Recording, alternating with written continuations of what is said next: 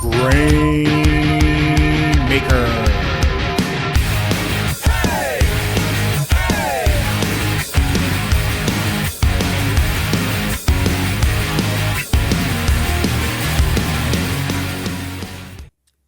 Welcome, everyone, to the Grainmaker Wrestling Podcast, a Prairie Proud wrestling podcast covering everything from Winnipeg to worldwide. My name is Blair Pacheco. I hope you're doing well, having a great day, evening, weekend, whatever it is, you're sitting down and listen to this.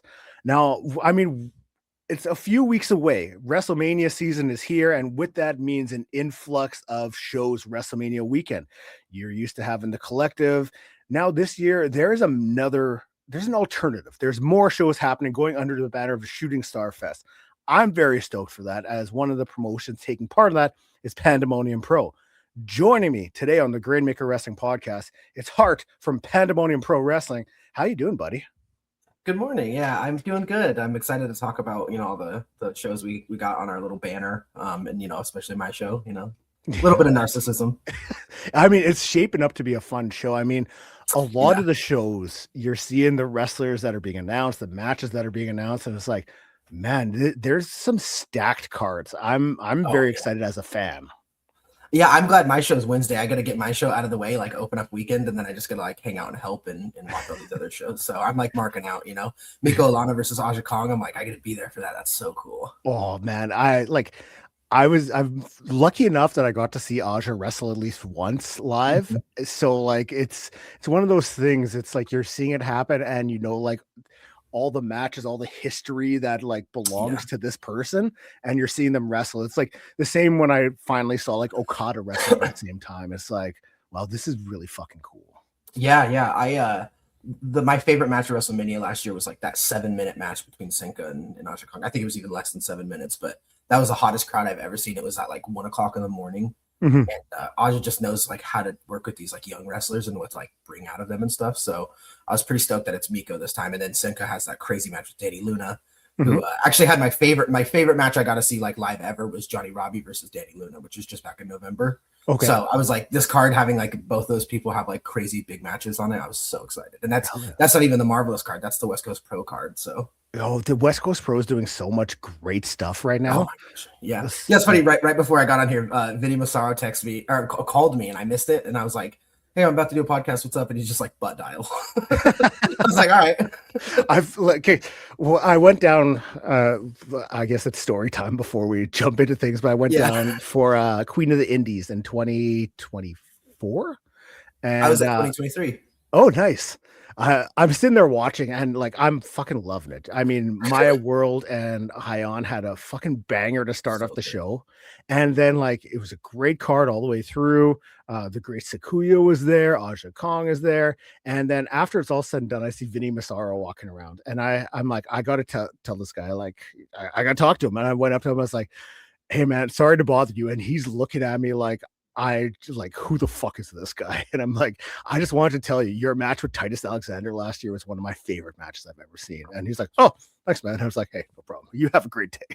And I just he was one of the first indie people I ever saw. So my my local promotion, Pow Pro Wrestling, he was one of the main the only fly-ins that they would bring in. So he used to do the funny panda gimmick. So we got he would wrestle 2 matches on the show, one as the panda gimmick and one as himself. And so my friends who are very casual fans, they love him too. So when they found out that I was having him on some of my cards in the upcoming times and that I got to hang out with him a couple weeks ago, they're that was the biggest mark out they've ever had. It was you got to hang out with Vinny Massaro and stuff. I was yeah. And let me tell you, he's a grumpy old man. Everything that you think, it's very much true. He's the funniest person I've ever met. He's so awesome. So you guys had a show of a few weeks back, I guess, 2 weeks ago, was it? Yeah, back on the 22nd. Yeah, how was that for you guys? Because I mean, you guys are shaping up. You're heading into WrestleMania season. I say that WrestleMania season, but the whole everything that comes with it, all the shows that are happening. Everyone converges that down for it. So how was that show leading into this? Yeah, it was my first time show running, Okay. So I booked together a lot of the card for Vegas last year, and then Robert Martyr was the actual booker. I just had connections and stuff, So we kind of shaped that card together. He ran it. the owner guy was late from dropping off someone from the airport, so he was super late. So we kind of all got promoted on the spot. So I was kind of handling everything that was happening like on the crowd, like outside the area, and then Martyr and Drexel and Chase James, who does Relentless, were like kind of running the actual show and times and stuff. So this time around, didn't have any of those people. I had Millhouse from Pride Style. He helped me out tremendously. He did, times and stuff. And when I was booking, originally when we booked this card, it was a dual show. That's the pun of the name. One of the reasons why I had to cancel the last time we scheduled this because I was dealing with that night. So it kind of went from me booking this card where I'm having like 4 or 5 matches that are like all my friends and people I trust and I feel comfortable with and I know would give me grace as far as like my first time, to working with people like TMDK and like, like I knew Zoe decently, but like Jordan Cruz and stuff like that, like people I have a friendly relationship, but I don't know too well. And so I kind of had, going into the show, I had a little bit of anxiety of just feeling a little bit like substitute teachery, where it's like, they aren't something I booked, but we wanted to keep the same card because I loved what the other guy put together. So going into it, I was really nervous. I woke up at like 6 a.m. and saw that Travis Williams said that the owner spelled his name wrong on the flight. And so I'm like, oh my gosh. And then I read another text. It's like, oh, we got it figured out. We're good. So I'm like, well, I'm not sleeping now. And so I was just up. And then I got hit with so much adrenaline at like 8 a.m. And I'm like pacing outside in the casino, like going back and forth because I stayed at the casino in LA. I'm like walking around the building. And then I calmed down by 10. And then I'm just like exhausted because I like calmed down for this adrenaline. I'm like, I have a whole show to run after this. So we get there and I definitely learned a lot. Royce Isaac specifically gave me like a lot of really like good feedback as far as like just production, those small production stuff, I didn't think about having someone to close a curtain, like the entrance curtain, having someone assigned to do that just never crossed my mind. So I'm like, oh, that's a really good note that like I wouldn't have ever thought of. So everybody was so great, like we had an opener tag. Josh Barnett was there. As one of his students were in the tag, and then he gave a bunch of the openers like some good feedback and stuff, which was really cool. Nice. And then Shane Hayes came over and gave them some feedback too. And I was talking to Jay Sharp in it, and he was like, yeah, when I signed out to like do this, I never expected to get feedback from like 2 of these like iconic wrestlers. And so he's like, that's the coolest thing ever. So I felt really proud of that, just to be able to like have some kind of facilitating with letting like that happen. So the show went great. We had Maya because AAW was on Oceanside the Saturday before. Okay. And so she came and we had a little surprise match for her. So she got added to the Miko Lana and Jocelyn Navarro match. And we had a little segment before. Maya, I told the story on a different podcast, but Maya threw me under the bus a little bit because they're doing the segment at the beginning, right? Where Miko's like babyface, like, oh, I think the fans want to see you wrestle. Jocelyn comes out and is like, don't interrupt my match. Nobody wants to see you. Crowd boos, And then she slaps her, and I can watch as Maya is realizing that she still needs to convey to the crowd that like the match is official, And so she just turns to me on a balcony and is like, "Are we good, Nick?" And everybody turns and looks at me, and I just was not prepared for it, and I just went. And I was like, it got me up here looking like William Regal or something. And I was like, I don't want to be in the show at all. I got out of wrestling media because I don't feel comfortable on camera. So. Less is more. So you were perfect there. Just thumbs up. You're good to go. Thumbs up. It was so funny. I was just like, God damn it, Maya. She would do some AEW superstar comes down for Ivory Tower. That's what I was telling people during the show.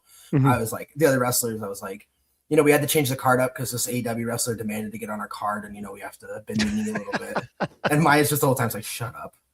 She had her AEW sweatpants, and I was just like, oh, do you want to remind people where you work? She's like, they're my traveling pants, dick. Just big time in everyone. Exactly, yeah. She's like the sweetest person, so like she's so funny to be mean to. I did at the show I was at, like I was surprised how few people like were selling merch or anything like that. Like Aja was, Sakuya was, Amira was, but like Hyan and Maya World weren't. Those were 2 that like they're 2 of my favorites. But I did see Maya walk around afterwards. I just said, hey, she'll talk to anybody. Your match was incredible. Like, Hyana Arsho, I think probably in Vegas last year probably sold like the most merch of anybody. Yeah. So she was out there. She had like a crowd of people talking to her pretty much, and she took so much time talking to them. So I thought that was really cool. Hyan's awesome. It's funny you went down for the Queen of Indies 2024. The first show I ever traveled out of state for was 2023 Queen of Indies, and that was the first time I met like Scott for West Coast Pro, and we saw the main event was Masha versus It was Masha versus Hyan, I think. And No, Masha the main won. event, I think it was her versus Mio Momono was the main. Oh shit! Because I think Hyan versus Masha was the opener or the And first Hyan round. lost in Yeah, it was first so year, good. Yeah, it was such a good time, and like Yeah. it was funny because me and my buddies are there, and they're very casual fans, and like Scott and the owner of Pro Wrestling Revolution come out and they like cut a little promo, and they're like, you know, we went back and forth on where to put Queen of the Indies. Was it going to be San Jose, San Francisco? We thought about Portland, and like everyone starts booing, and just me and my three friends are like, woo! And then everyone just stares at us. He's like, all right, we got Portland fans here. My buddy Clayton still loves that story because he's like, yeah, we almost got like thrown out of that building because the fans were so mad at us for cheering. Dude, I flew down there by myself, like, because I'd always wanted to go like to a West Coast Pro show. I was like, so I'm just gonna do this one, and I flew down by myself. First time I've ever been like anywhere south than Minneapolis in the States. Oh, so really? San Francisco was a whole new world for me. Yeah, Like, San Francisco's awesome. Fucking, there's self-driving cars there, like for Waymos, taxi. yeah. Yeah, I'm like, absolutely not, but like this is still really cool. But like Yep. it was eye-opening. I had such a blast down there. It was a great time. Yeah, I was just down there in November, and I was able to hang out with my friend that lives down there, and this is the first time we've ever our schedules was matched. And she's actually like an ambulance driver down there, so she felt really confident driving like in the town. Which when we drove down there in like May of 2023, you know, my town's like 250,000 people, so none of them really felt that comfortable driving with that much traffic. So we just Ubered everywhere. So we'd go to like very specific parts like the pier and stuff like that. But with my friend, we drove like everywhere. Like I mean, I saw all of San Francisco. It's only like 13 miles, you know, so it's a pretty easy ground to cover if you feel confident. But like, yeah, we had lunch at the like by the Full House place, which I don't watch that show, but there's like a little cafe by there, and we ate there, and we ate by this park there. We went to the zoo. She made me play Pokemon Go with her, which I haven't played since like 2016. So we're going to like the Golden Gate Park playing Pokemon Go, and then I got dropped off at the show and went like literally dropped off, walked into the West Coast Pro Show. It was awesome. I think the one thing that I wish I would have known more about the city, just like how far stuff was away from each other, because like not far at all. No, but where I booked my hotel, it was like just outside San Francisco. Oh, were you by the airport? Yeah, I was. So I made that first mistake. Yeah. And like, I mean, the Uber driver, the first one I had was like, no, it's probably smart that you did that. But I'm just like, it's still, everything else is so far away. So I wish I would have been like more in the city, because like everything looks so close around. And then here I am. You say that, but there's also like, because one thing, I got dropped off downtown one of the times I was there, and we went to a bar, and my friend that like lives in the area was like, make sure like when we drop at this bar, you want to stay there. And I was like, why? Because I'm used to bar hopping, whatever. Yeah. It's so hilly over there that like the next bar might only be like a quarter mile away, but it's up 2 hills. Okay. So it's like, that's the thing. It is like walkable in certain areas, but for a chubby guy like me, I was like, and I smoke cigarettes, I was like, I'm dying here. So dude, I was like, yeah. I feel the chubbiness, so it's okay. Yeah, the walking, I'm like, I don't feel like super unathletic, but when you start walking up hills, I'm like, I think I'm gonna die. But we when I went down there in November, I bought a one-way from where I live in Eugene down there, and then I was gonna fly up to Portland and just take the train back, so it was way cheaper. But I hadn't bought mine yet, and then Parm had announced that Dusk show like the next day, so I was like, how expensive would it be to fly like to Vancouver and then take the train down, or fly down from Vancouver? And a flight from San Francisco to Vancouver was $25. Oh, holy shit. So I just flew up there, went to Canada for the first time, got to help out a Parm show, walked around is it Surrey, like the like border town of Vancouver. Like Surrey, yeah. So I got to like walk through there. Just had a lovely time. Stayed that night at Parm's. Me and him wandered around Vancouver the next day. I got to go to Canucks, like the Rogers Stadium, because I'm a big Canucks fan. Nice. And so I got to take all my like nerdy pictures in front of it and stuff. So I was like thrilled. So best like 3 days ever. Got to watch Maya wrestle. Got to watch my favorite match I've ever seen live. Go up to Dusk, meet all these people, help a Parm show. So how the hell is a flight $25? And here I am, like from Winnipeg to San Francisco, like hotel and flight, and I'm like clocked in at like over $1,000. I'm like, geez. Oh yeah. Well, the co-owner of Winnipeg, like he tells me how expensive flights are for there. Like, it's like egregious. So I was like, okay, Vancouver West Coast has it pretty easy. With flights at the West Coast, the only thing I've noticed is there's like, if you fly someone in, and I learned this at the last show, a lot of wrestlers like just want to leave, like they don't want to necessarily stay, or they want to go get right back, especially like on a Sunday show. Red eye flights to West Coast, just not a thing. Like you cannot find a flight going from like San Francisco to Seattle or LA to Seattle like after 9 o'clock. But you can find one going East Coast, because I got Mad Dog one because he was going to like St. Louis or whatever. So going like anywhere east, you're fine. But here it was like not a thing. I was like, all right, cool. Awesome. Cool. Get a bunch of hotels for people who don't want them, and then you feel like you're wasting like, $500 because you're like, they're not enjoying it either. Yeah, it's always interesting, like people's thoughts on that. Like if they, because some people don't mind staying the night and then like, okay, I'll take a flight out the next day, but others are just like, no, like I got shit to do tomorrow. I need to get back like ASAP. So it's always interesting, just like the people that are like have so much going on that's like, no, I got to get back, and others like kind of are able to check out the city a little bit. Yeah, it's understandable, but it's also got to be nice just to be able to, like, you're going somewhere new, you can actually take things in a little bit. Yeah, I think, people like me and you that aren't traveling very much, I bet like the idea of having an extra town or a day in town is probably like awesome. But yeah, for someone like Amira who does like 3 flights in 3 days to 3 different cities, I bet it's probably like you just want to get home and be in your own bed. So exactly. I do get it, but I'm just like, I wish like it would be fun to be able to, because I'm like a big believer in like let the wrestlers have like fun while they're there. Like obviously you don't want to like pay for a whole vacation, but like if you can give them an extra day, like why not? It's like when we did Vegas last year, Barbaro came in, and then like we went to Dragon Gate together. He asked if we could go, and like I got to hang out and watch Dragon Gate with him. And then he wanted to do Marvelous, but then he like kind of nicked his knee a little bit in the match, so he didn't end up going. But funny enough, Barbaro Cavanario, Johnny Robbie mark.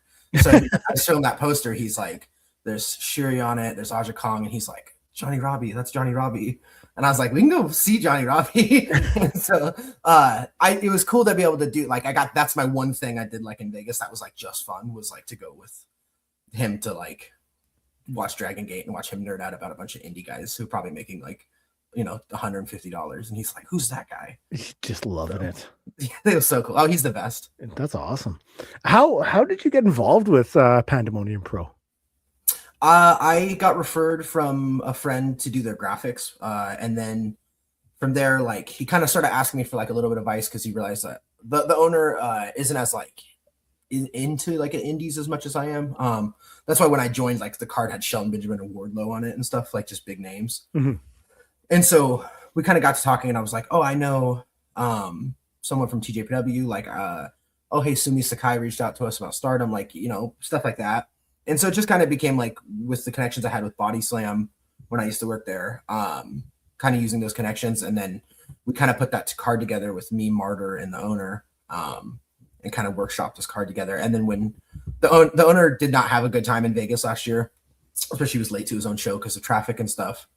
So he was like done with wrestling, and his uncle kind of like brought him back and was like, let's go into this together and kind of redo it. So when we were doing it, I kind of stole Martyr's job, to be totally honest, like because he was really the booker, but the reality just came down to like he lives in Florida and I live one state away from where we're planning on running, or the general like triangle we're looking at. So it just made more sense. So I, Martyr makes sure I hear about it plenty. Like he's like, you stole my dream, so, which is totally fair. So he's the best. So I try to get him as like involved as possible. We have him for Vegas, we have him for Portland, which I haven't announced yet, but he'll be in Portland. I got a big match for him I'm trying to work out. So, for Vegas, he took himself off the card to like book it and run it. So, at least on that, and I'm like, I want to make sure we make up for that, because, he took himself off this big card to make sure that it like ran smoothly. So he's the best. I think that's really a testament to the quality of person he is as well, because I mean, a lot of people would, they're in that position, they're going to give them the best, they're going to make sure that they're all the lights are on themselves, and like he's like, no, I'm going to step back, I'm going to let the others have this, like, just I think that's something it's very commendable. Yeah, he it's funny because when we got to the show, like I'm not the booker, so I was like backseat on everything, trying to just help out where I can. And he's given a speech before, and he goes, oh yeah, and there's Hart back there, so if you've been talking to us on social media, that's him. And then like all the wrestlers turned to me. And so then like right after, because again, not prepared, when I'm like standing there and people just start looking at me, twice now, 2 shows in a row that's happened to me. But then like you have people like Duke Hudson coming over and like talking to me and like being like, oh, you're like, thank you so much for working this out and stuff. And like I feel pretty good about like comfortability and not marking out, or like just being on like a social awareness, Yeah. But like it was just like by the third person, I was like, And I'm kind of tired of people talking to me and saying thank you. Like I just want to be able to like do stuff. So it was kind of funny. Like it goes from being like, wow, this is so crazy, this is happening to me, to be like, man, that's enough of that. Pro wrestling moves so fast that like it's crazy just how much like stuff can happen that like Oh yeah. the show happens, things go great, and then like you're already thinking about the next one, but you almost don't get time to process what just happened, and like Yeah. the talking to people and just the experience, like it almost kind of it gets forgotten about. You have to take a step back and just realize like, hey, this was a really cool thing I just did. I'm really bad about taking pictures, especially like being involved. Like you don't want to ask someone that you like barely know to like take a picture with you. So I'll try to get pictures with like my friends, like Jahai and Jordan Castles. Like, when I'm out there doing stuff like that, like I'll try to get pictures with people, Maya. But like, Barbaro, I'm like, I don't want to ask Barbaro for, like, even though we're like hanging out, I'm like, I don't want to take a mark picture with him. So it's kind of difficult because then I gotta like come back and tell my coworkers and friends about this thing, but I have like no evidence of it. My friend Taryn, she's my friend since like the 6th grade, and she has here's the train. She has no like wrestling background or context at all, and so she's doing all of our promo pictures. This is the whole show. She's upstairs taking pictures, and she goes, "Is this guy cool?" And she's like showing me pictures of Pechicero and like, Barbaro, and she's like, "Is this guy cool?" And I was like, "Yeah, he's like the coolest." And she's like, "Oh, okay, cool, good for my portfolio," and like doesn't care about like the person. And I was like, "That's the people you should have, I think, around your show, are people who aren't like emotionally invested in your show and stuff, or as far as like just doing a job, like actual people to like have a job doing something." So I was like, that's probably a good idea, not just a bunch of like people like me. You know what?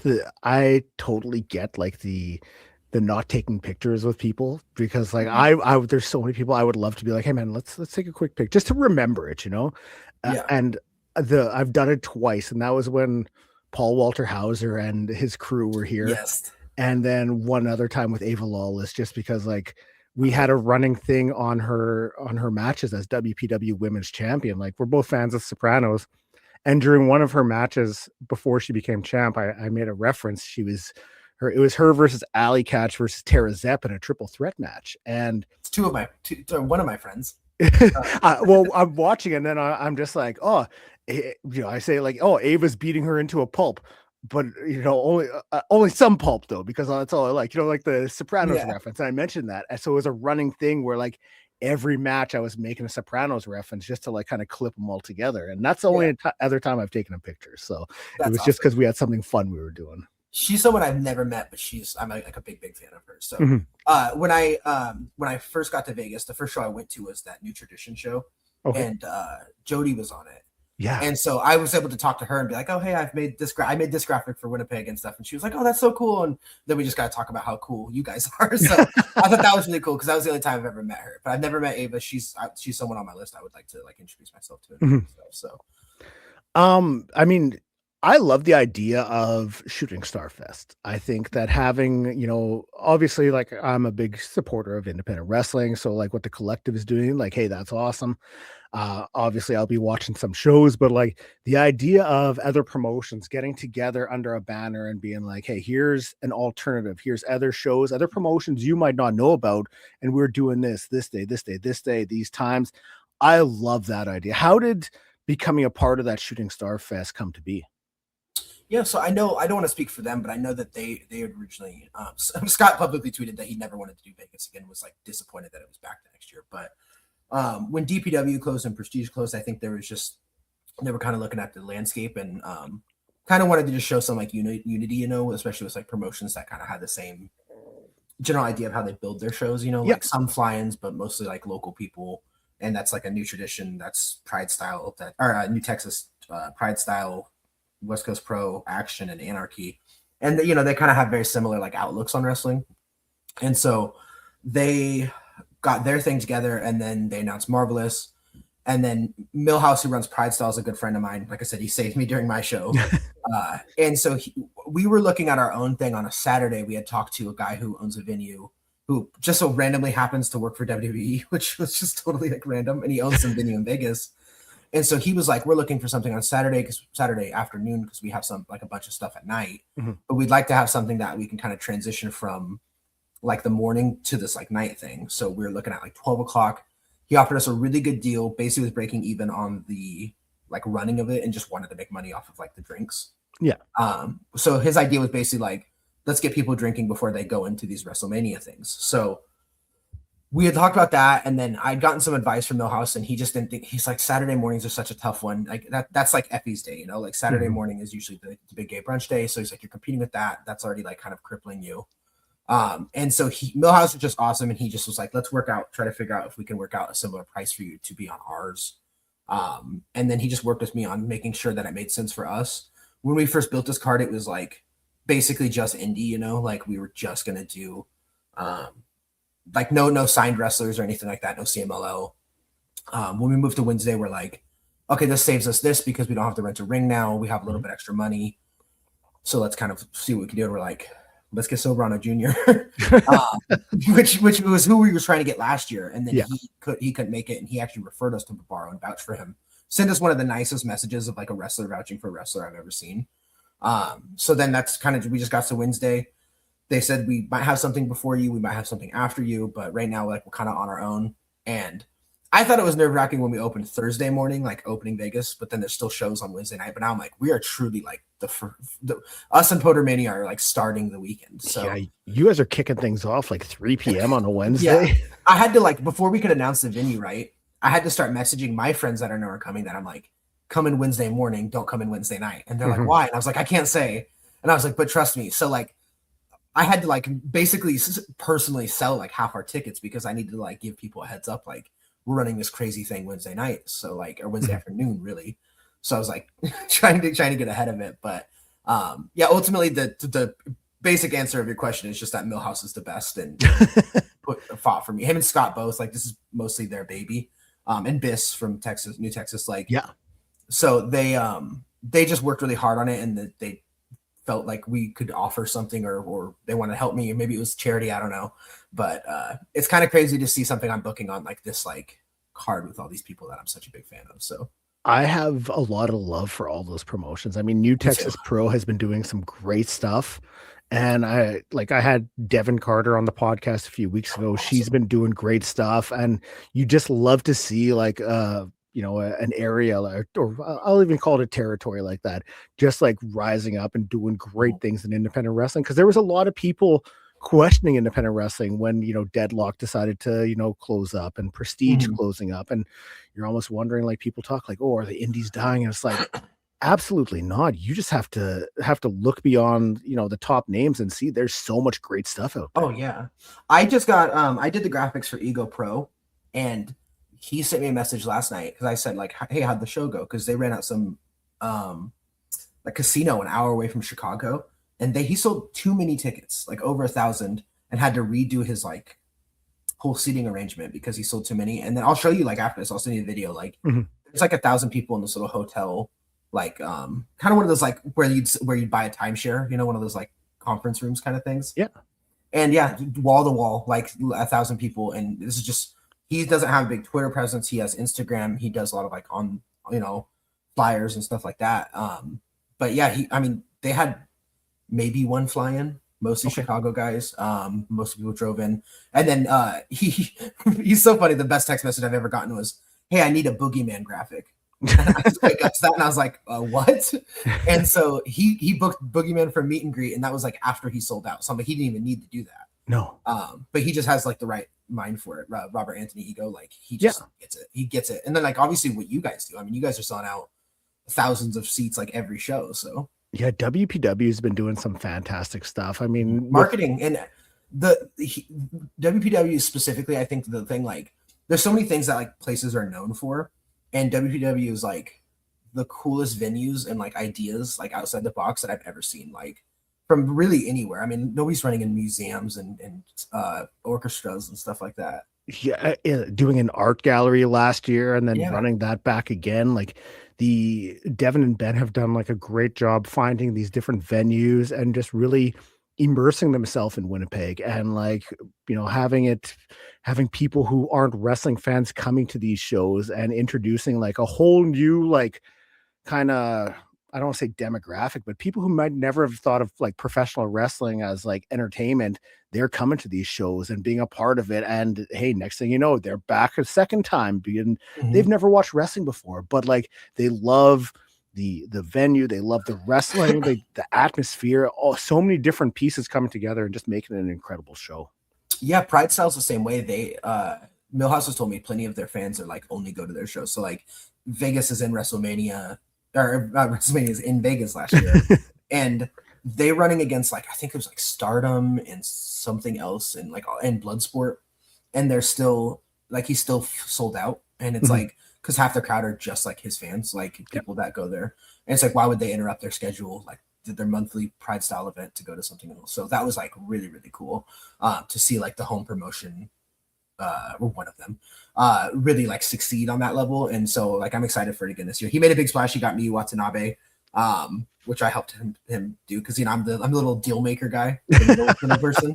I didn't start taking commission fees, but so like he honestly didn't necessarily need to do that because I feel like pretty confident in his show, but I think he just wanted to reward people coming to like the general, like people who bought the new initiative tickets, you know. So like there are people who are coming to a show that are first timers, so I think he's just trying to make it like a big thing like I talked about last in this podcast I did yesterday, was just like getting value out of your dollar. And so I'd say like everybody at least on the on our collective, like I feel like is pretty like aware of that and try to like be like that first and foremost. Like you're getting tickets to 5 shows for $150, $175, like that's kind of crazy.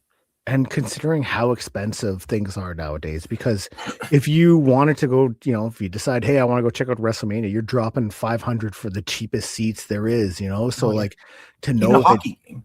Yeah. The Vegas Knights are running right after us, and I was like, maybe I'll go. And it's like the cheapest tickets are $85. Yeah, like it's become so pricey that you really have to pick and choose what you're going to spend your money on when it comes to entertainment. So knowing that you can go to, you know, these couple days of shows and hey, you're only paying $150 and you're getting to see, you know, West Coast Pro, or you're getting to see St. Louis Anarchy, Marvelous, all these incredible promotions, like that is something that's very special. That's what's going to make it like a memorable vacation for you.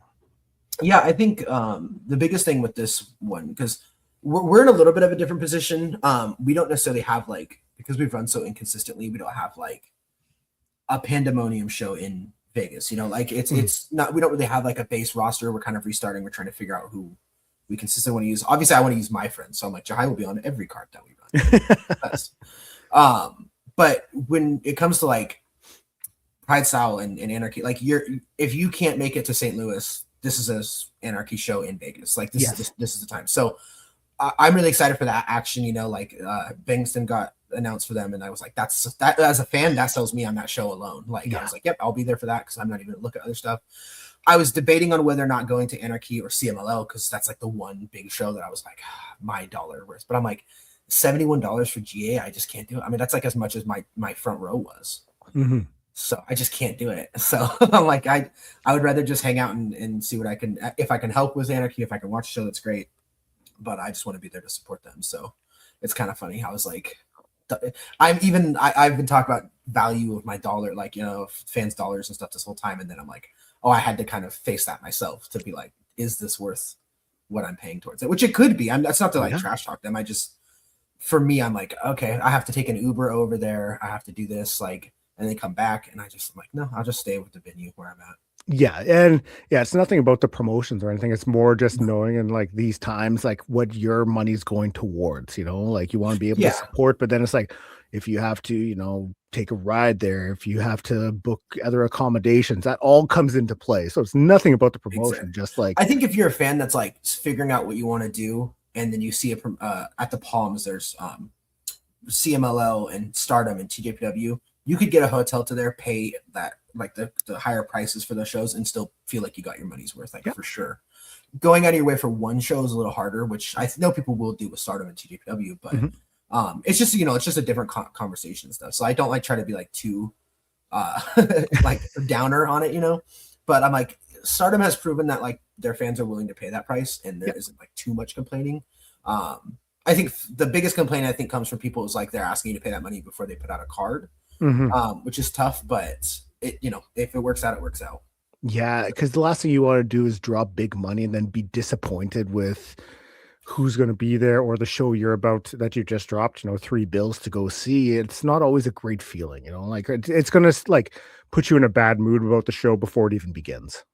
Yeah, especially when, like, you know, when you go to Vegas, like a lot of these people are coming with friends, like, you know, they have friends from the East Coast, West Coast, Texas, like meeting there, and then they're going all these shows together. So not only are you like, I'm worried about I'm like $72, $75 ticket for myself, but I'm like, you're trying to convince 3 other people to also go to that thing with you. It's just such a tough, like, conversation, I think, to happen. Like, I think the one thing I'll say, like, and this includes us too, like the fact that there is so much choice, there is kind of a downside sometimes, because you're like, people are just stressed out about like the burden of too much choice. And so, like, if someone comes to our show, I don't want them to feel disappointed because, like, oh, maybe I should have gone to that other one, you know? Yeah. Or if you hear that there was a crazy cool match, like even for me, like last year when I was at Dragon Gate, the only thing I heard about the next day was that Johnny and Travis Williams had like the best match of the weekend in Sonico's backyard. And then I was like kicking myself, like, I should have gone to that. And so I'm like, and that's like a free, fun, like, friend show. And so I was like, I'm like kicking myself about missing like this like barbecue show. That would have been so fucking awesome. Oh, Sonico's awesome. Shout out Sonico. Now, okay, I gotta ask, because I mean, with the show, you're kicking things off on the Wednesday. So like, hey, you've got prime position on the schedule. You're the first name that everyone's seeing, but what can people expect with the show? Because like, I keep seeing these names being dropped, and it's like, holy shit, this person's coming in. You got Soberano coming in. What is the card looking like when it comes to wrestlers you're bringing in? Like, if people aren't familiar, who's what's the word I'm looking for? Who's scheduled to appear so far? Too many people. I have a hard time saying no. So I'm just kind of thinking. I made a decision. Like night before last, where I was like, we had the opportunity to bring Daisuke Sasaki into the card, and I was like, I'm already being made fun of by my mutuals for booking 10 matches. I'm like, I don't think they can make too much more fun of me, like booking another one. So I'm like, what's 10 to 11? You know, whatever. So I mean, like the card announced that we have so far is Sobrano Jr. versus Danny O'Ryan, okay, Okamura and Robert Martyr versus Parmesan Man and Ryan Clancy, Jocelyn Navarro versus Alexis Lee, Stephen Bradley and C4 versus Junior Underwood, Nobel Posted. That's a West Coast versus East Coast 3-on-3. Shimbashi versus Vengador, Spencer Scott and Valorant Grayson versus Calibus and Mexa Boys. And then the Jahai versus Daisuke one we announced the other night. That's a solid lineup you got there. Yeah, I like I said, when we first started building this card, we were mostly just going to do like indie stuff. So a lot of those guys I had booked like on Saturday. I had a lot more booked on Saturday. We moved to Wednesday, lost some people because there's, you know, Podermania or people not coming in time. Yep. So like, you know, I was a little bummed we lost like Emily J. Like, she's awesome. She was supposed to be on our card. So like, I'm like, we'll definitely work together at some point to see her. But we kind of just started building off that. Like, okay, we have Shibashi, we have my friends like Danny and stuff on the card. And then I'm like, who are they going to face? Are they a tag? Are they facing each other? And then we had people like Vengador reach out, a bunch of like, kind of starting with this like list of like the people my friends and indie wrestlers that I like on the card, and then the like big names that we do want to bring in, and then see who kind of reaches out. So Vengador reached out. He's awesome. He reached out to us, I think last year. We didn't get him. And so we kind of, it's funny because this process takes forever. So like if you add a luchador wrestler, you have to get CML's permission to be like, okay, can they work this show? So that takes like a week just to get like approval for it. And then you're like, okay, we're good.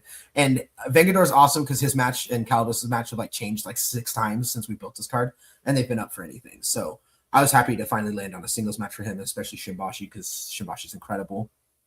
And so that's kind of where we're at. I will say, because I will tease, we do have one more big name that we're waiting to get permission to announce. Okay.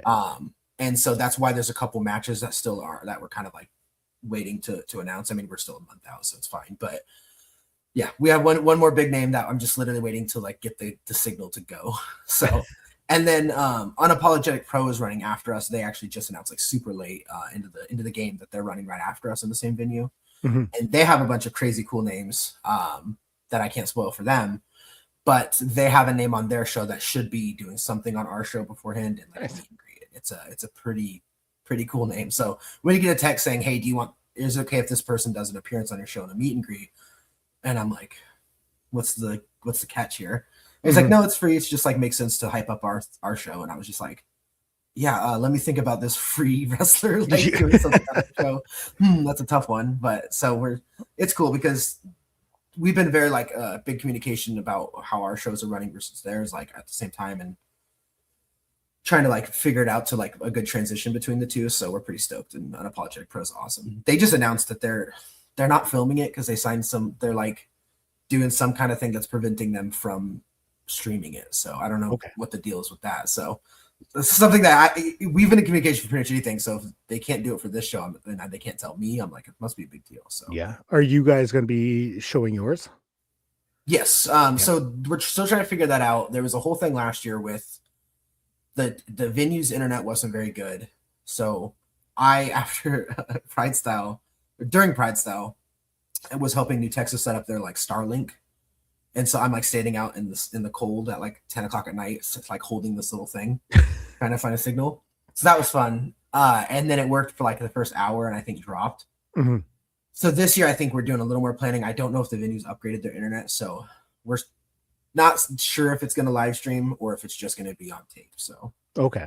Because that's one of the things I know it's tougher because you do have restrictions with some wrestlers like, hey, you're not allowed to show this match because they're under contract here. So like rights fees and all that sort of stuff. Mm-hmm. But it's nice knowing when like, that you guys at the very least recorded, put it up afterwards because some of these shows are happening and it's like, if I can't be there, like I want to see this shit. Like I need to see it. So like, how are we going to make this work? Yeah. I've not run into the, like, you can't air stuff. Like everybody's been really cool to us. Like, Akira Takahashi for Cyberfight is like a really awesome guy. So I have a pretty good relationship with him. He's never told us that we can't do something or have something big. We uploaded Miyu Yamashita versus Speedball. We have that on Wrestle Universe. Eventually we're going to get Miyu Watanabe versus My World on there. And then if we can get something for this show on there, that'd be pretty cool too, especially because now that we have Jahai versus Daisuke, like I think we'll probably try to get that on Wrestle Universe too. So I haven't personally ran into that, but I'm more concerned. Like we have the raw files for our Vegas show that I like finally got, and I'm like trying to like either edit it myself or put it together with someone else. And it's like 500 gigs because it's in 8K. So like we're trying to get that one up before our show in Vegas to get that free on YouTube, so we can get like a 8K version of these like Hechicero versus Blackwood stuff. So but the biggest thing I've just learned is like how big these files are, and like it's easier just to have the person when you're live streaming, having someone to like do the camera cuts and record it like in real time, versus asking someone to do it after is like a nightmare. So our LA show's still not done because Millhouse offered to do it, and then he's just so busy with all of his stuff. So we haven't even gotten the LA stuff back yet.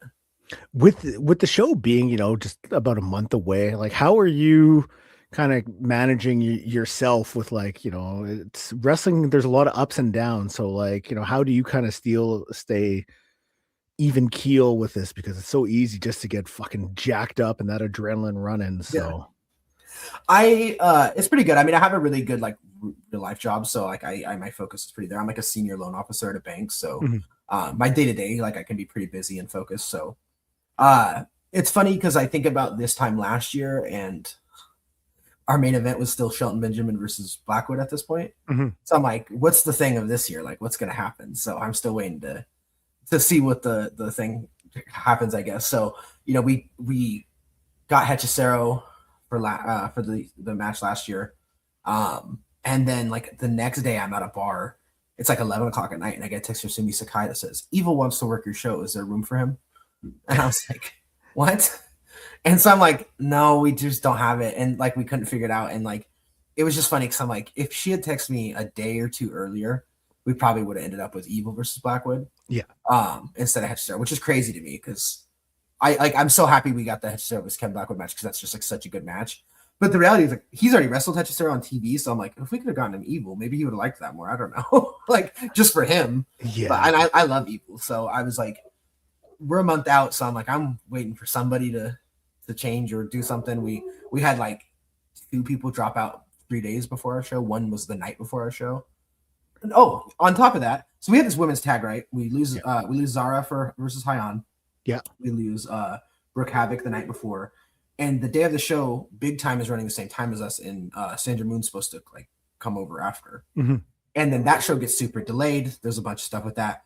I get told she's not coming, so I'm like, we'll find someone here at the venue that's like here to help. They can be in that match. And then I get a text saying like Sandra's good to go. So I'm like, cool. And then I start doing stuff with the show. And it wasn't until Jocelyn Navarro's music hit that I did not know that Sandra Moon was not going to be on our show. So like it was like, we had a like up until the match started, I was like still convinced that Sandra Moon was in that match. So we had to change literally during the show. And Jocelyn stepped up and did like double duty, which is also probably like why I would advocate for her so much on top of her like just skill and stuff. But I'm just prepared kind of for anything. So I'm kind of just like every time I get a text message or especially WhatsApp, because like the only people I'm talking on WhatsApp are like these wrestlers and promoters and stuff. Every time I see a notification, I'm like, what's the thing this time? Sandra Moon is quite possibly the nicest person that I've ever met involved with professional wrestling. So like I have so much love for her. I went down to a Time Bomb Pro show. This was a couple years ago. Like Kevin Koo was there, Dominic Marini, and Eric, the promoter's like, oh, just meet up with us for lunch. And I was like, okay. So I get there. I was there before everyone. And then they're all strolling in and like kind of sitting at tables. And I'm sitting there at a table with fucking Tom Lawler, Dominic Guarini, Sandra Moon, and Kevin Koo. And then there's me just like, hey guys. I still feel like that. Like, but Sandra was like, oh, like introduced herself. Oh, and like, my name is Blair. And then she's like, oh, I know a guy named Blair. Like just was very nice and friendly, which is something she did not have to do. So I like, you remember things like that. Absolutely. She's one of the coolest people. I am like genuinely very sad that she's like not around anymore, because she was one of the first girls that I got to see like coming to being flown out to like Eugene and stuff. So she was on a couple of these POW shows, and my brother, again, very casual fan, big fan of her. So it's kind of just a bummer to be like, I don't get to see any more Sandra Moon matches. And I'm also sad that she wasn't on that, like the show, you know, but it just didn't work out. So I can't say enough good stuff about her. Funny enough, the funniest interaction I've had so far, which we were talking about, like not taking pictures of people and stuff. Yeah. When I went up to Dusk for that show, I helped Sarah Namba get like the ring announcing gig for that. Okay. And we're like online friends, right? So I introduced myself in person. I don't think she like got what I like who I said I was. And so later I like asked to take a picture, and she's like, oh, it's $40. And I was like, oh, no, thank you. And then like I wasn't, I'm like, whatever, she's a worker, like she doesn't owe me anything. So then days later, I take a picture of like, I post on Instagram like a picture from the show, and I get this message from her like, I didn't get to say hi to you or bye to you at the show. And I was like, oh, you did. And then I explained that situation. And she was like mortified. She's like, that is so embarrassing. And she's like, my English is terrible. I'm trash. Like, I was like, you're totally fine. So it was funny because Parm and her last night were just flyering for the TJPW shows up there. Yeah. And Parm brought that up, and she was like all embarrassed about it. And she's like, I feel so bad. Me and Parm are in a Discord together, and we'll chat back and forth there just about all the ongoings and stuff. And I always like when he's like, hey, want to see the match we just filmed? And I'm like, you bet I do. So yes. Parm's awesome. He's been a big help to us, just like in general. So he's one of the reasons I picked him for that match is just like, it's the type of match he wants, the type of match he excels in, and the type of match he likes and stuff. And he's just like, it was like, I have so many friends. Like the reality is all my friends I think are talented, right? There's plenty of people that I am friends with that I don't necessarily like advocate for, because I don't think they're ready for certain things. It doesn't mean they're necessarily bad, but like not ready for these spots. But like when it comes to someone like Parma, like, okay, he has the talent. He's helped us out so much. Like, why would I not reward him as opposed to putting him like, in some battle royale or something? So I was like, him versus Martyr's a good matchup. Him and Clancy's a really fun like tag team together, especially as like a super babyface team.